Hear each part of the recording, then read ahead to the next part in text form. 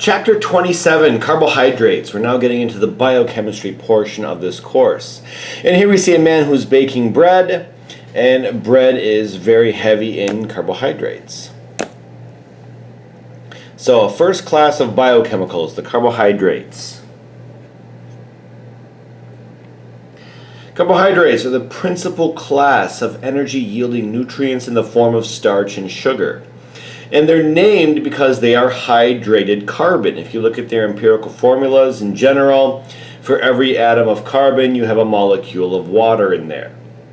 That's also why, if you do an experiment where you add strong sulfuric acid to a sugar, you'll see that the sugar is completely destroyed and you end up with black charred carbon.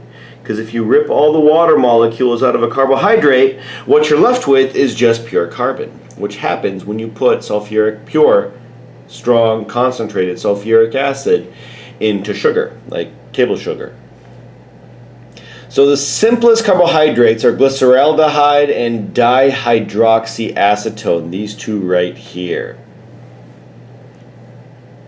All cells can consume carbohydrates. Every single cell that has ever been discovered does glycolysis, and it breaks down glucose into pyruvate with the exact same 10-step mechanism, which is one of the major pieces of evidence that makes us believe that all cells evolved from one original cell.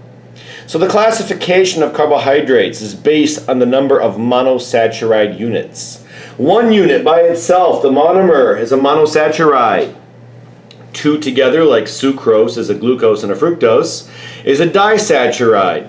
Small chains of monosaccharides are oligosaccharides. And then very, very long chains, or many monomers, is polysaccharides. Remembering that poly was a Greek prefix for many. So monosaccharides, they're the simplest unit of a carbohydrate that cannot be hydrolyzed to a simpler carbohydrate unit.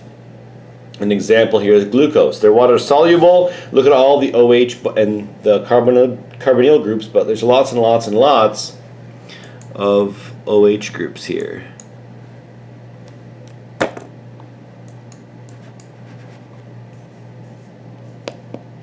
So we have a carbonyl group here, the aldehyde, but here we have OH, OH, OH, OH, and OH. And it's all those OH bonds that give it its water solubility.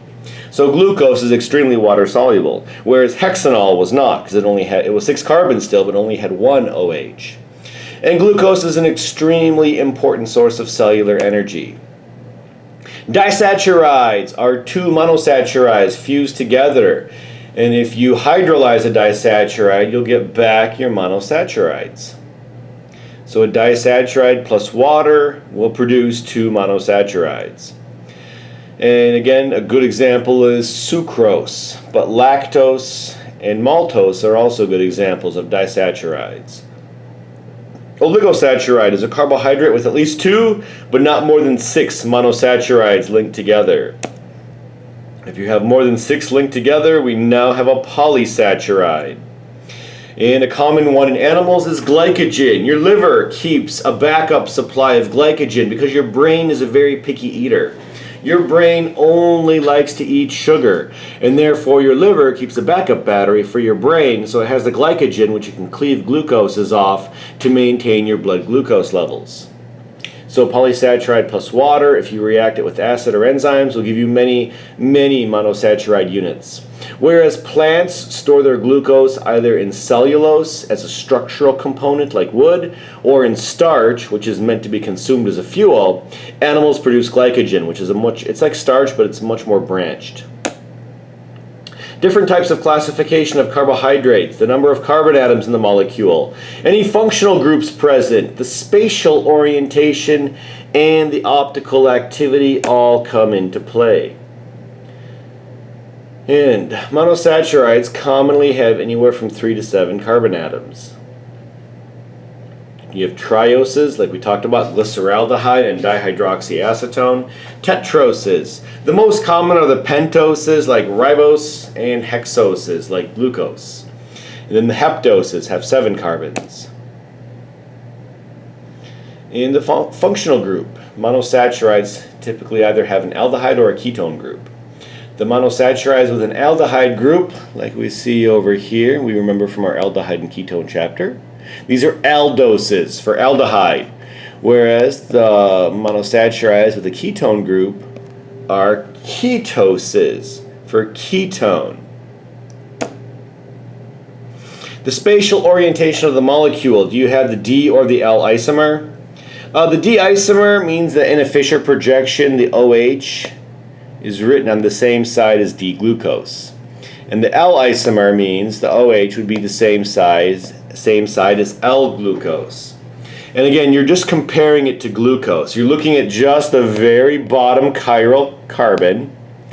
So we look at the very last chiral carbon on the Fischer projection. And if the OH is on the right, it's a D compound, and if it's on the left, it's an L compound. Please note, this has no correlation whatsoever to what way it will spin polarized light. It just has a similar configuration to the glucose molecules. So just because a molecule says D does not necessarily mean it's dextrorotary, and just because the molecule is L does not necessarily mean it'll be levorotary, because you have a lot of chiral compounds in there, and the overall way that the molecule spins light will be a combination of all those all the chiral carbons will have an influence. And so you can't make that determination just based on one carbon. And so this is more for naming purposes. And again, we see L-glucose, the OH is on the left here, the very bottom one. And D-glucose, it's on the right, the very bottom one. So D-fructose, it's in the same configuration as D-glucose. Again, the letters D and L do not refer to the direction of optical rotation by a carbohydrate. We will use plus and minus for that. Plus isomers rotate to the right, L isomers rotate light to the left. So don't use D's and L's to mean anything except whether your very last chiral carbon has its OH like a D-glucose or an L-glucose. So write the projection formula for D-aldopentose. Well, we know it's an aldose because it says aldose, so we know we start with an aldehyde group. Then we have two more chiral carbons. Then we get to the last chiral carbon. And that one the OH has to be on the right because it's D. Your last carbon is not chiral because it has two hydrogen groups coming off of it. Because it does not have four unique groups coming off of it, it is not chiral. And so it's not the last chiral carbon. Classify the following as D or L. Well, this is an aldose because you have an aldehyde group. Ketose, ketone group. Ketose, ketone group. D, it's on the same side as D-glucose would be. L, same side as L-glucose would be. And D, same side as D-glucose would be. So we have a D-aldose, an L-ketose, and a D-ketose. Again, based on whether it's an aldehyde or a ketone. And again, if the OH on the very last chiral carbon is on the right, it's D formation. If the OH is on the left, it's L formation, because that's how D and L-glucose are. The importance of carbohydrates in biochemistry. They are used by essentially all cells as an energy source. Every single cell ever discovered can break down glucose and use glucose as energy. So glucose is in a lot of ways a very universal energy source for all of life. And carbohydrates form essential structural support systems in plants and animal cells, especially plants, because plants use glucose to make cellulose, which they use in their cell wall. And if they have secondary growth, they'll have wood, actually, a huge amount of cellulose. So the important monosaccharides for pentoses, ribose and deoxyribose, are used in RNA and DNA.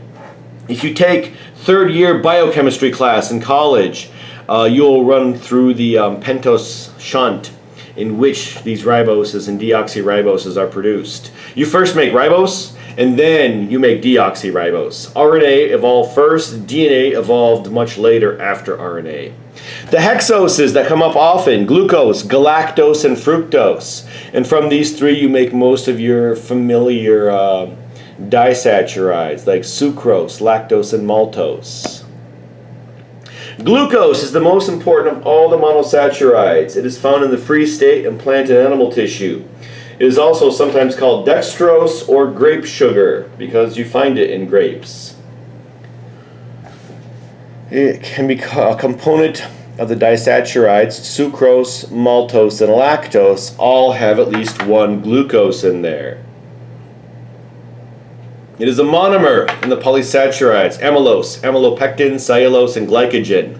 And it is a key sugar of the body and is carried by the bloodstream to all body parts. Not only that, the blood glucose matters a lot. Your body keeps your blood glucose at 3.5 millimolar at all times. Too little blood glucose and a person's hypoglycemic and they'll have symptoms. Too much blood sugar and it'll start damaging people's cells and especially the delicate capillaries of the eyes. So if someone is diabetic and they're not managing their blood sugar well, their blood glucose is way too high, and that starts causing a lot of tissue damage in a person. And so it may end up with blindness and losing limbs if the damage is too much. And so it is absolutely essential that a biological organism has the capacity to accurately regulate its blood glucose, because too little or too much is a really bad thing in biology. Galactose is an aldohexose like glucose. It occurs along with glucose in lactose and in many oligo and polysaccharides. And so lactose, or milk sugar, is a disaccharide containing one glucose and one galactose. It is synthesized in the mammary glands of all mammals to make lactose. And again, that was one of the major things that makes a mammal, is having mammary glands which can produce milk, which has milk sugar, which is lactose, which is composed of a glucose and a galactose. It is a constituent of glycolipids and glycoproteins in many cell membranes.